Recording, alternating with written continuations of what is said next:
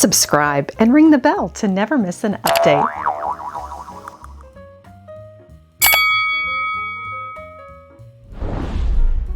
Today on Lady Mary Beth, I am bringing you along for the Houston Glass Show and Sale, where dealers come from across the nation and bring the rarest and best glass. I can't wait to show you around.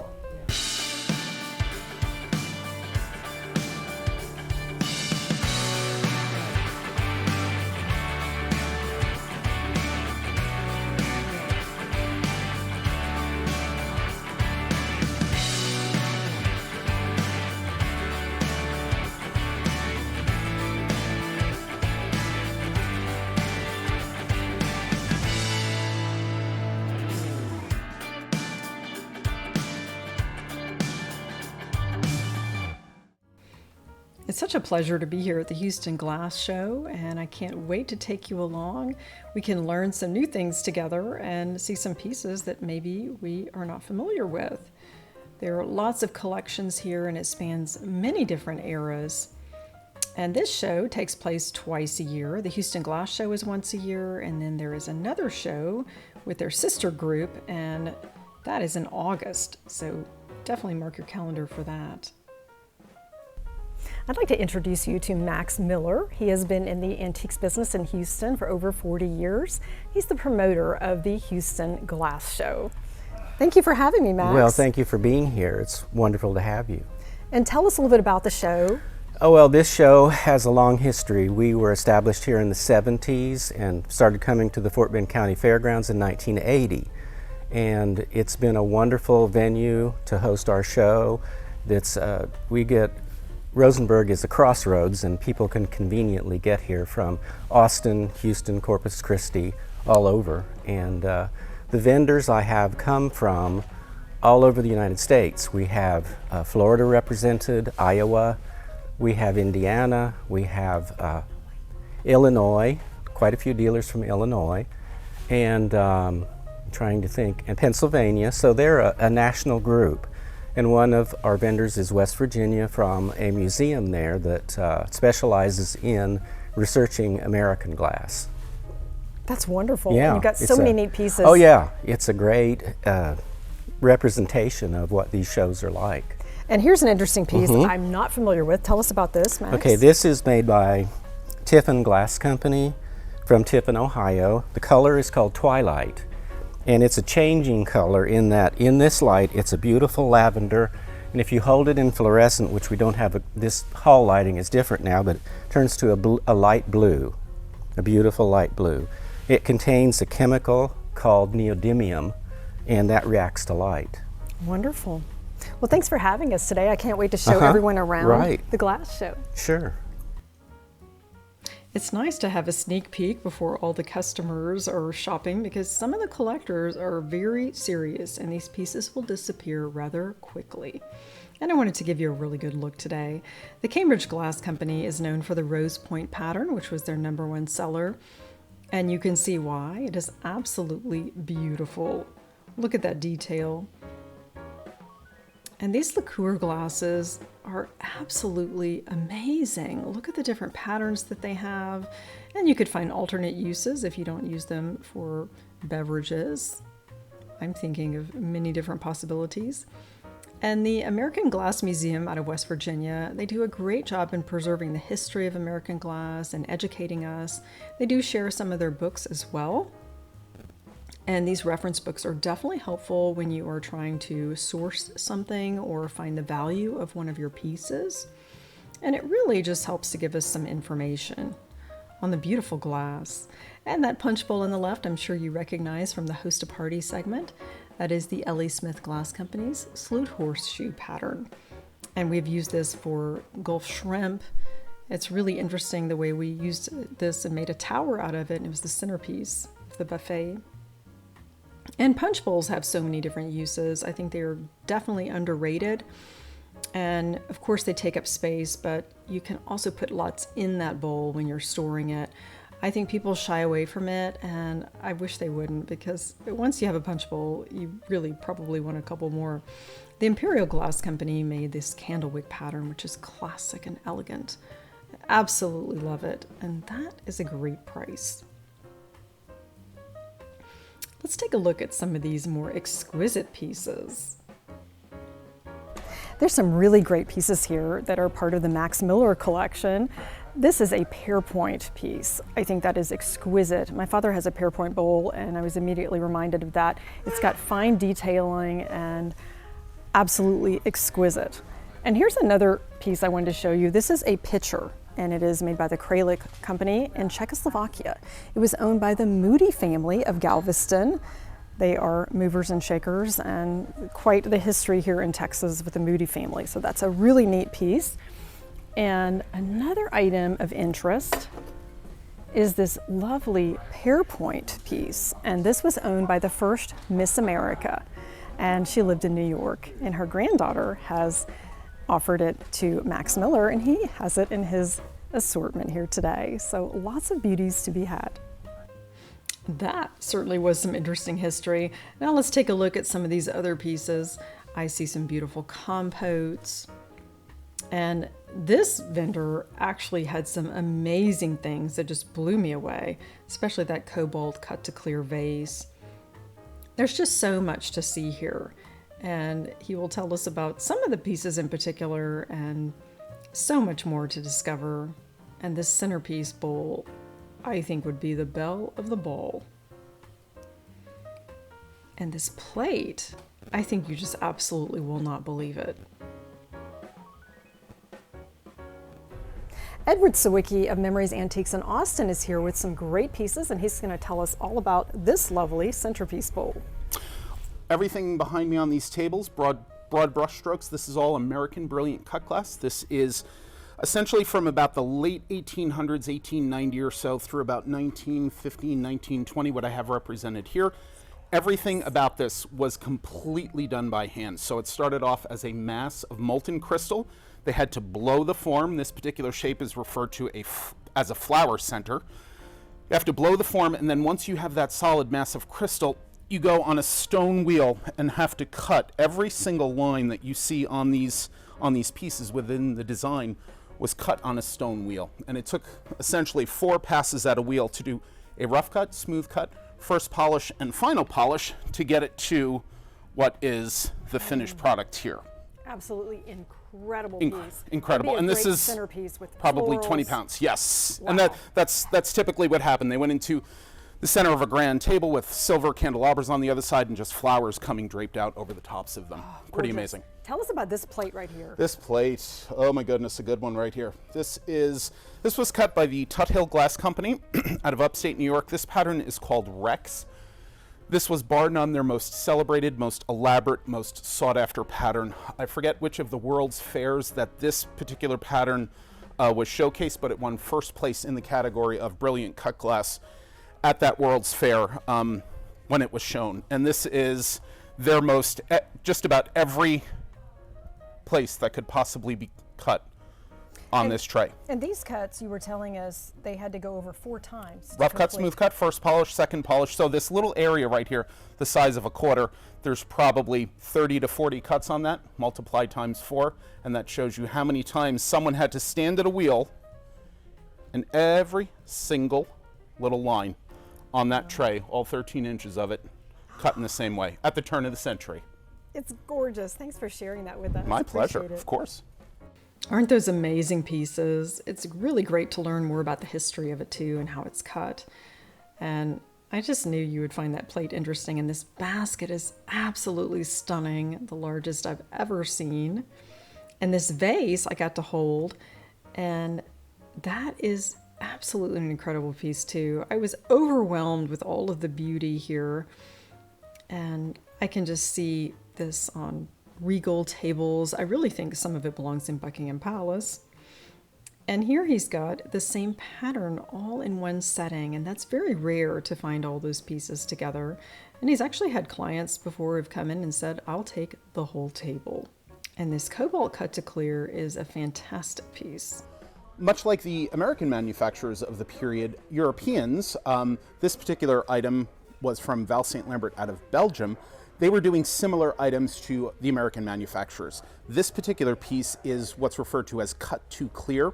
So this vase, in order to produce this, the glass gaffer had to get a gather of clear crystal first on the end of the blow rod. On top of that was a second gather of the cobalt crystal. They then blew the shape, the 24-inch tall vase.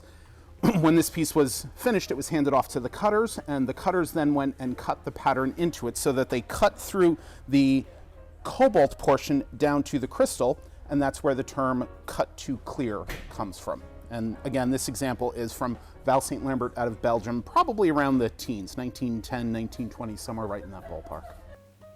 And that picture actually sold about 2 hours into the show. And the collectors are serious, and they buy what they like and what they've always been looking for.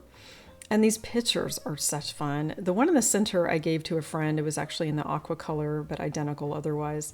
And she still has it and enjoys it. And I found it at the Guild Shop. And it was definitely a deal. And you can see some different uses for pictures in a previous segment that I featured. This lemonade set is really fun with the floral design, and anything with a ruffle and opalescent is even better. And this set of cordials and goblets and champagne glasses, those are absolutely amazing, and again, belongs at Buckingham Palace. I think even the Queen would be impressed by this. And imagine all of the work that goes into traveling the country with a show like this. Think of all the special packaging and handling of the glass. The Jack in the Pulpit vases are really neat. Again, opalescent. That definitely adds to the interest. And there are some very affordable pieces. Not everything is the $22,000 crystal plate. And you'd be amazed what you can find today. And there's some true bargains here too. And here's some of Edward's pieces. Aren't they exquisite? And now let's move on to some other dealers and see what they have to offer. Again, another picture. That one I've not seen before. And there's a matching goblet. This is from 1891 from the Valentine Glass Company. And look at the tower of EAPG cake stands. I think those are so practical. You know, before tiered servers were popular, this is how my mother would entertain. She had a variety of antique cake stands, different heights and widths, and she created beautiful settings with it. One of the rare pieces here is the Jumbo collection, named after Jumbo the elephant. This is from the Brilliant Glass Company in Ohio, and it's from the 1800s, and to be specific, it is from about 1883. And many of the molds were only good for about 4 years, so you often have lots in a collection. You will have new styles, much of what you see today with a company like Waterford Crystal, where maybe they retire a pattern, but then it was actually very much needed because the molds would wear out. Lots of lovely glass pieces here today and some rare items. And here's some more of the candle wick from the Imperial Glass Company. I think that is such a classic pattern. And this one actually has etching. I've not seen that before. And I think that my aunt chose this for her bridal registry when she married many years ago. And they made so many pieces. And these are harder to find. My mother had some of the glass serving pieces. They get broken easily, and therefore there are not so many left. And it goes on for miles. It is absolutely incredible to be at the Houston Glass Show and to see all the treasures. And what's really neat is that you can actually get multiple pieces in the same pattern because the experts are there with their vast collections that they're offering for sale. And here are some more affordable pieces. This cake stand would be really neat and practical. $55 is a good price. And I've not seen pear point goblets before. This was a first for me, and those are really special. It's the Barrington cut, and I love that they give you all the information.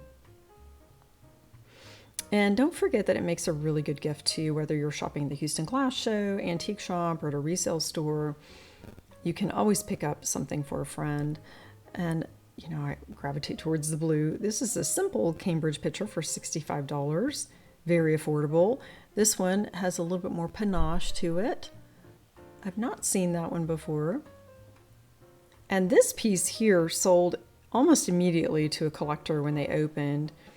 And I think they knew just what they were looking for. The cameo glass, it is apparently a very rare piece, $3,200. And this, I think, is the bargain of the day. I didn't buy this because I just have so many candle holders. It's made by the Viking Glass Company. It's a console set for $58. The candle holders and the bowl. I think that would really make your table. A triple candle holder. I probably should have bought it, but I was too busy. And look at all the different colors. I'm thinking of the holidays that you could celebrate with all of these. And they do have some dishware that is mixed in occasionally. Here's the Franciscan company out of California that made the Desert Rose, Apple, and Ivy, amongst other patterns. I remember the salt and pepper shakers. This was the pattern that my mother had. I ate off of this every day of my life, and my grandmother had it as well. I see some opalescent, hobnail, and look at these gorgeous lamps. Very Victorian looking, and the cabbage rose. Made by Fenton. And that's the poppy. And this one I think is the cabbage rose. Wouldn't that be beautiful on a side table or even in a bedroom? I'm not familiar with Vernon glass. Look at that. It's definitely something unique. And many of these glass companies were not in existence for that many years, so these are rare items. And thankfully we have the Museum of West Virginia and all these great books to keep us informed of the history. And they also have some other collections there. I'm picking up this Hummel today. It was under $30, and that's a really good size too. And my friend is going to grab a couple of them. And that's from the Collectors Club. So sweet, and the prices were right.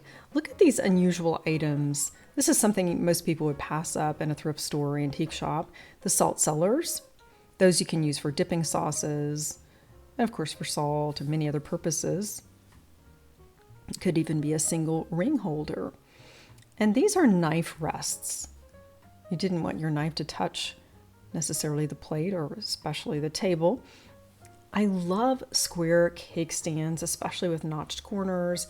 We had one of these at my wedding for a centerpiece with cakes, and they're just so very special, hard to find too.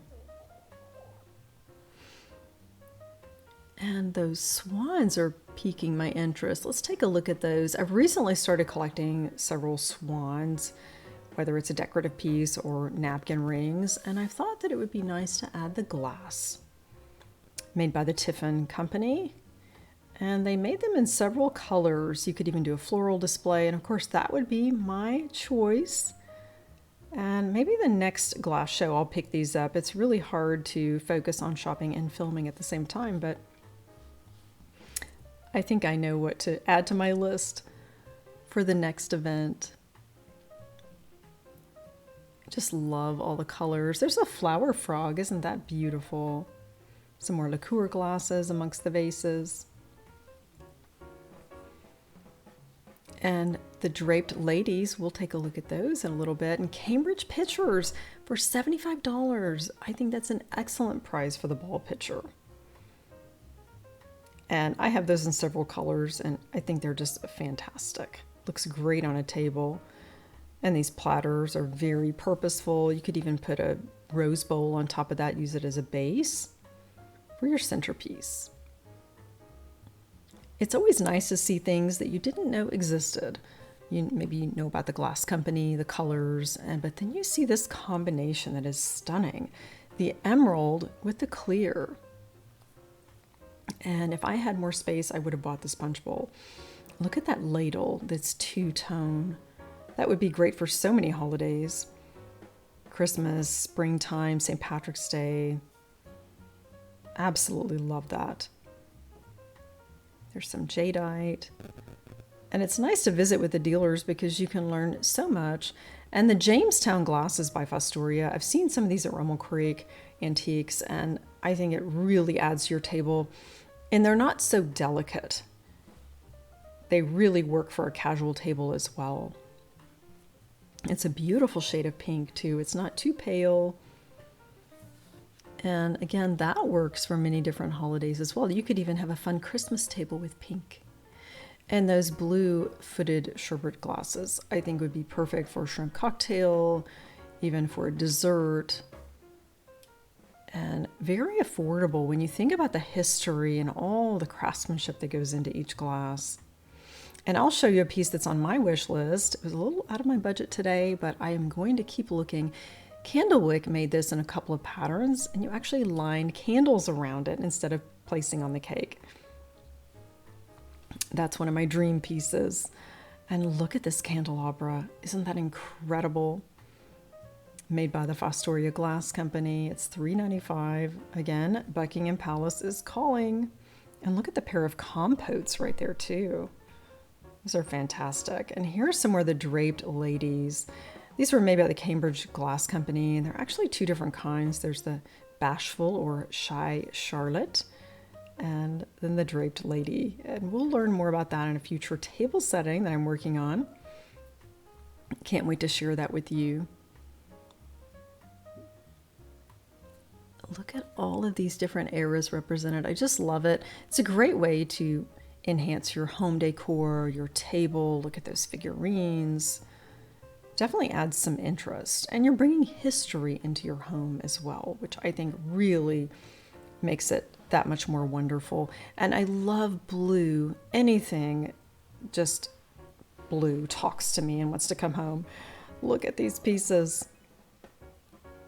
The hobnail opalescent, there's just something about that combination. Absolutely love it. Even if I could only have one glass, but look at this pair of vases. $150 for the pair, you know, that's reasonable. And the cobalt is just so regal. That would definitely elevate my everyday. And the opalescent. The Fostoria American pattern, I'm sure you're familiar with, I featured. And the square and round cake pedestals are just absolutely my favorites. Now we're looking at some Depression glass. And you know, there's elegant glass of the Depression era, and then there's the Depression glass. And at that time, it wasn't considered valuable, but today it is highly collected. I have mostly pink and green. A couple of pieces maybe here and there of the blue. But the pink and green are actually very versatile. The dogwood pattern in that green picture, I have lots of plates, and actually both of those colors. I don't have the picture. And this is a pattern that I was not familiar with, the blue and the block optic. My parents had lots of this pattern, and it's very utilitarian. But this pattern, the Aunt Polly had not seen before. I love that shade of blue. And you see how they feature white paper behind it to give you an idea of the true color. And this is the beautiful opalescent Katy blue. I had heard it referred to as that pattern, but I didn't know that was really the name. I do have some Katy blue pieces. Look at that pair of vases. You never know when something is rare and valuable. It all depends on how many pieces were manufactured, if maybe it was just something that was only in production for a couple of years, then it has more value. Oh, look at those gorgeous Fostoria American cake stands. I think every household needs one. And that is an excellent price, $65. And here they've even brought some lamps in that are also vintage or antique. And that definitely adds some light to these beautiful patterns. And you can see that they have every color under the rainbow. And it's absolutely such a learning experience being here today. And I'm eyeing this cornucopia. You know, it's blue and opalescent. What's not to love about that? I can see that on a fall table. Made by the Duncan Miller Company. That is really neat. I have not seen one of those before. Might have to add that to my wish list. And look at these rose glasses. My grandmother had this pattern, I believe. Definitely brings back memories. And the caprice pattern from Cambridge. There are some glasses that I'm going to feature on my upcoming table setting that you will get to see along with the draped lady. And that's the moonlight blue color. And what's neat is that you can find so many different pieces to go with the collection. So, really it's one-stop shopping. It's not just a random glass. Here you have a whole set. And this is the candlelight pattern. And I had heard it referred to as such, but never really understood why it got its name. But if you look carefully at this oval part of the design, you will see the candle. And then it's obvious. It definitely deserved that name. It is so beautiful, and $30 for the cream and sugar, I think, is a very good price. And the plates are only $9 each. Here's the draped lady again. I cannot wait to show her off. Cambridge Glass Company, wow. And they made her in so many different colors. She definitely is a showstopper. And they featured her in various console bowls. There wasn't exactly a matching piece made, but of course you could also buy the same color bowl from the manufacturer at the time. And these are definitely mid-century pieces. And here's another punch bowl. I'm actually liking that plateau that it's sitting on too. And there are so many exquisite pieces here. I see a lot of Victorian influences here with that sterling lid. And this is a heart-shaped crystal bowl. I have not seen this before. I would say that that is quite rare, and therefore it is a little bit more expensive. But with the collectors here today, they are glad to pay it if it's something that they've been looking for. And it's not only the larger pieces necessarily. It might be a small item, but is rare because the production was limited, and therefore it is worth a lot more, and they do buy it. This seems to be mid-century as well, and I just love the hobnail opalescent. And that pink epergne would be lovely for a baby shower, for an Easter celebration, tea time, filled out with florals. And the aqua ruffled edge, and that basket. I could definitely use that on my table for the season. So many great pieces.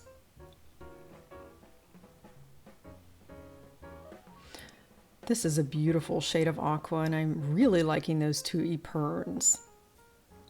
The draped ladies piqued my interest for sure during this visit today. And they were manufactured from 1927 until 1953. And these young maidens were beautiful with their florals placed in the frog that's integrated into the base. And I wanted to showcase these smaller pieces here. These are actually cigarette holders, and they were made in such beautiful patterns and colors. And of course today that definitely wouldn't be popular, but you could repurpose them. I'm thinking business card holders, maybe even a shortbread cookie with your morning tea. And Max Miller was generous enough to invite us to this Houston Glass Show today. And I wanted to show you this piece that he actually sold while we were there. This is made by the Fostoria Glass Company. It's the porch vase. And he sold it to a collector for $4,000. This has been an incredible visit today at the Houston Glass Show and Sale. I've had so much fun seeing beautiful, elegant glass from the 1800s all the way to mid-century. What an experience this has been. And I'm learning so much more about glass and the different manufacturers. I encourage you to look in the video description for their next show, which is coming up in August. They have people that come from all over the country. Thanks again for joining Lady Mary Beth. Elevate your everyday with elegant glass.